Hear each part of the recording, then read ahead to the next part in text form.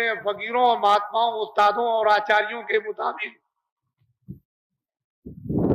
खेती, दुकान, दफ्तर का काम, बाल बच्चों की खिदमत और सेवा, और शाम को सब भजन और इबादत और प्रार्थना और पाठ, ये सब के सब करने लगे तो दुनिया की सारी मुसीबत, सारी तकलीफ, सारी उलझन, लड़ाई झगड़े, मार पीट, ये सब खत्म हो सकता है। आप कहोगे कि बाबा जी आपने ये क्या कह दिया, हम भजन नहीं करेंगे। मुसलमान कहते हैं हम खुदा की इबादत नहीं करते। सिख कहते हैं कि ना हम नाम की कमाई करेंगे, ना हम गुरु ग्रंथ साहब का पाठ करेंगे। ईसाई कहते हैं हम चर्च में जाकर के प्रार्थना करेंगे नहीं, हमसे हो ही नहीं सकती। तो बाबा जी आपसे ये कहेंगे कि अभी आपने तकलीफ देखी कहां? ना आपने अकाल देखा, ना भूखमरी देखी, ना आपने सूखा देखी, ना आपने बीमारी देखी, ना आपने कत्लेआम देखा, ना हिंदू मुसलमान का लड़ना झगड़ना देखा, ना मारपीट आपने देखी। ये तो अभी आपने देखा नहीं, वो तो सब अभी आगे आने वाला। अगर बाबा जी की बात को हिंदुस्तान के विद्वानों ने नहीं सुनी, नहीं मानी, तो यही जो आप पहनते हो और आपकी देवियां मुसलमानों की ये औरतें पहनती हैं सोना और चांदी, ये सोना 10,000 रुपए तोला, वो भी शुद्ध नहीं मिलेगा, और चांदी 100 रुपए से ऊपर हो जाएगी तोला।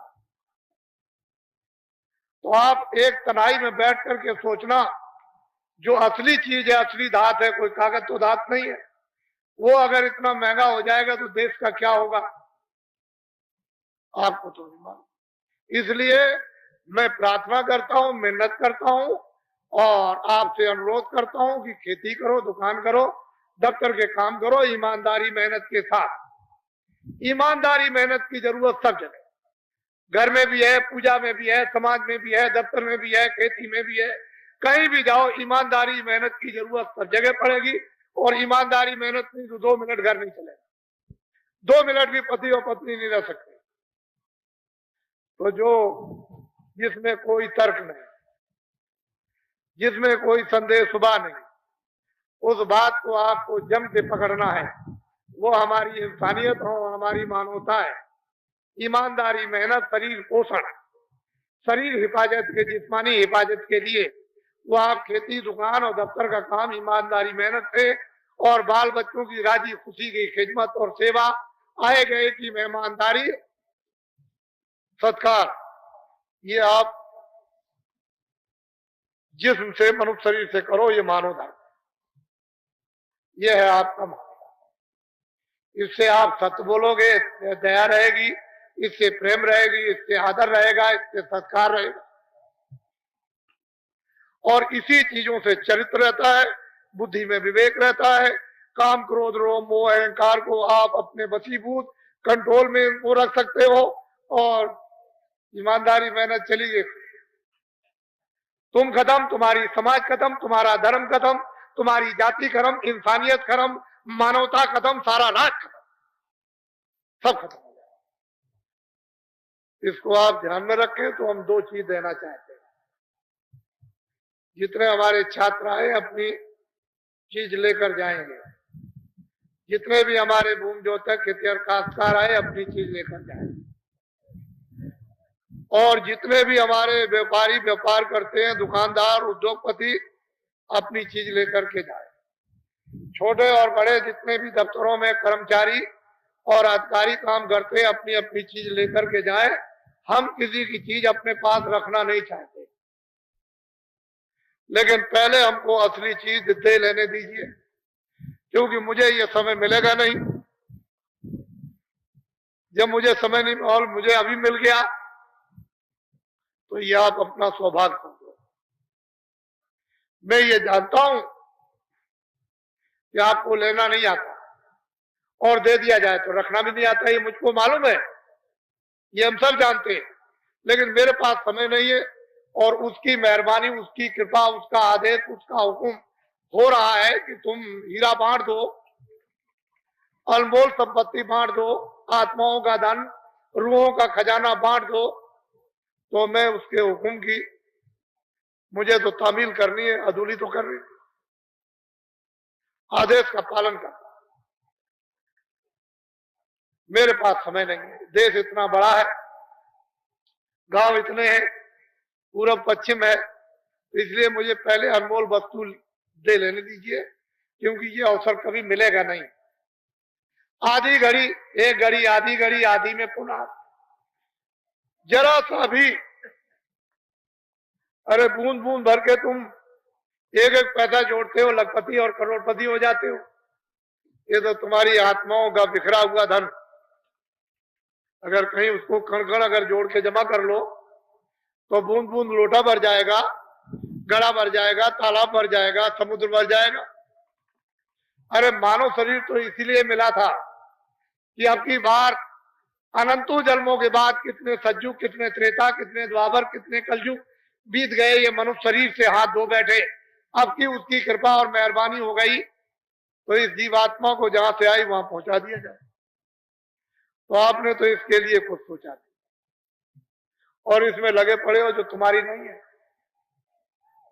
ये भी तुम्हारा नहीं और ये भी तुम्हारी नहीं, लेकिन इसके लिए कहा कि इसकी हिफाजत करना, इसकी मलम पट्टी करना, देख रेख करना, इसमें जो जीवात्मा बैठी है इसकी रक्षा करके उसको जगा लेना और जहां से आई पहुंचा देना। तो आप वो भी काम नहीं किया और इसका भी, इसको भी तोड़ फोड़ दिया। जब उसने इसको दिया था तो शुद्ध, साफ, पाक, निर्मल, न मन गंदा, न बुद्धि गंदी, न चित्त गंदा, न इंद्रिया गंदी, न दिल न गंदा, न दिमाग गंदा, न आत्मा गंदी, न रूह गंदी, पाक साफ। जब वो आप अधिकार दे दिया तो आपने गंदा कर दिया।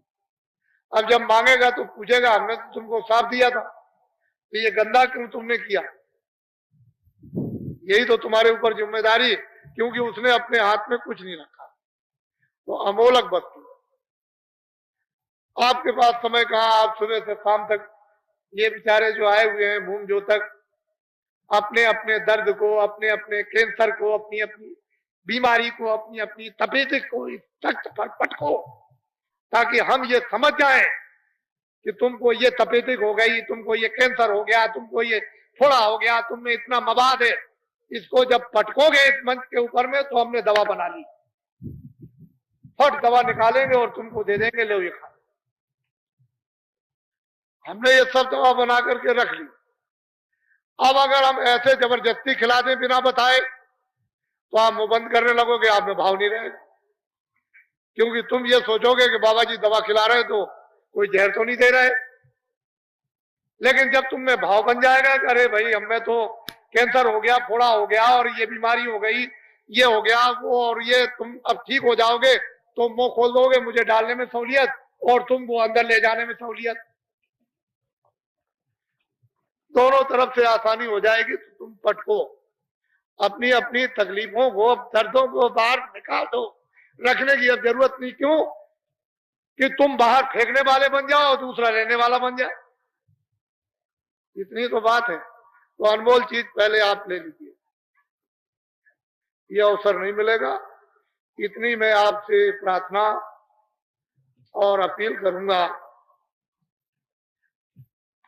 कि आप लोग सबके सब शाकाहारी हो जाओ। जितने अनाज दिन में 100 बार खाओ, जितनी सब्जियां दिन में 100 बार खाओ, सूखे और गीले फल दिन में 100 बार खाओ, और हजम कर सकते हो तो दिन में 100 गिलास दूध के पियो, और भी हजम कर सकते हो तो 1 किलो घी तुम खाओ। तुमको अगर मना करे तब तुम कहो कि बाबा जी ये आपने क्या किया, ये क्यों मना कर दिया। लेकिन शाकाहारी जीवन बनाओ। और एक प्रार्थना और मिन्नत यह है, इसको अपील समझो, प्रार्थना समझो, मिन्नत समझो, आरजू समझो। एक हमारी आपसे ये प्रार्थना है कि आप लोग शराब पीना छोड़ दो।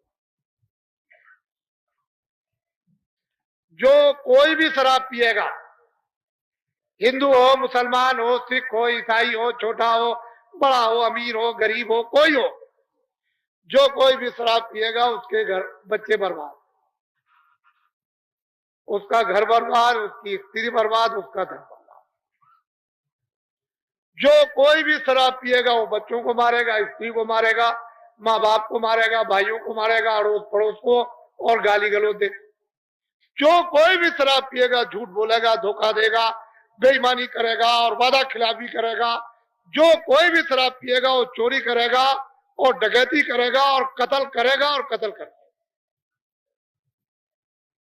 आपके पड़ोस में कोई भी शराब पीता हो, अगर उसके बच्चे और स्त्री दुखी ना होते हो तो मुझे, सुख में रहते हो तो मुझे बता दीजिए। आपसे मेरी प्रार्थना है, इसको छोड़ दो।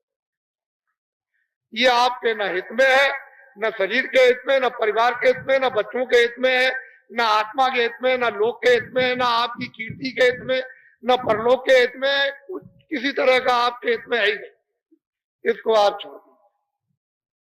ये मेरी अपील है। मैं कोई जो जुल्म जोड़ तो कर नहीं सकता, क्योंकि मुझे भी कहने का अधिकार है, ये बुरा ही अच्छा।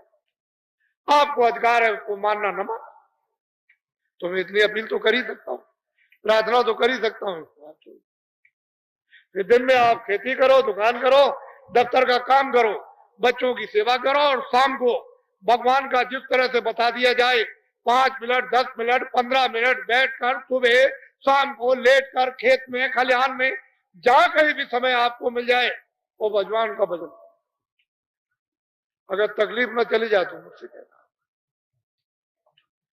लेकिन कहोगे कि मैं ये काम नहीं करूंगा तो शास्त्रों का निचोड़, धर्म पुस्तकों का निचोड़, मजहब किताबों का निचोड़, कि जीवन के कष्ट, कलेश, दुख, शोक, संताप, लड़ाई झगड़ा बिना हरि भजन के नहीं जाती, हो जा नहीं सकती।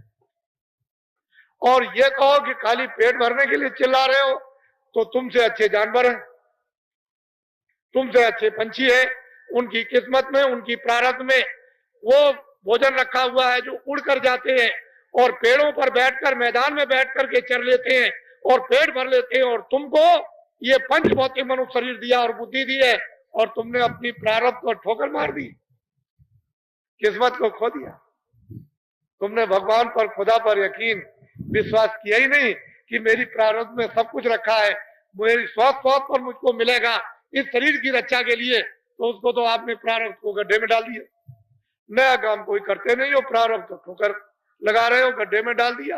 अब रोते और चिल्लाते हो, तो तुम ये समझो कि भगवान ने हमको जो प्रारब्ध दी है वो देगा, शरीर की रक्षा के लिए खाना भी देगा, पानी भी देगा, कपड़े भी देगा, सब कुछ देगा। अब आप कोई नया काम अच्छा करो, जो किया है तुमने बुरा उसको छोड़ो। थोड़ा समय बचा है, ये भी हाथ से जाने वाला, और ये लौट के फिर आपको मिलेगा। मनुष्य शरीर मिलेंगे जो इस गांव से चले गए, वो कभी भी इस गांव में आए नहीं कि मैं आ गया। तुम रोज देखते हो कि बच्चा जब घर में पैदा होता है तो आज तक राजा के यहाँ, धनी मानी के यहाँ और किसी भी काश्तकार के यहाँ बच्चा हंसता हुआ तो कभी पैदा हुआ नहीं। जितने भी बच्चे पैदा होते हैं सब रोते हैं। क्या तुमने अपनी बुद्धि से सोचा है कुछ लेके आया? कुछ जाति लेकर आया, कुछ भाषा लेकर आया, कुछ पहचान लेकर आया, कुछ सुनना लेकर आया, कुछ समझना? खा रो रहा, चिल्ला रहा, काहे में चिल्लाता है? दर्द, पीड़ा में चिल्ला। तुम बड़े नादान और पागल निकल गए कि संसार को समझने की, जड़ चीजों के समझने की तुमको बुद्धि दे दी और फिर चिल्लाने लगे मेरी। वो ऐसा मतलब नादान है कि जाते वक्त में एक मारेगा पीछे से ठोकर, तुम गिर पड़ो। पहचान भी रखवा लेगा, सुनना भी रखवा लेगा, बोलना भी रखवा लेगा, समझना भी रखवा लेगा और नंगा कर देगा। ये भी वक्त उतरवा लेगा, बिल्कुल खाली। तुम ये बात तुम्हारे घर घर, गांव गांव में घटना होती है।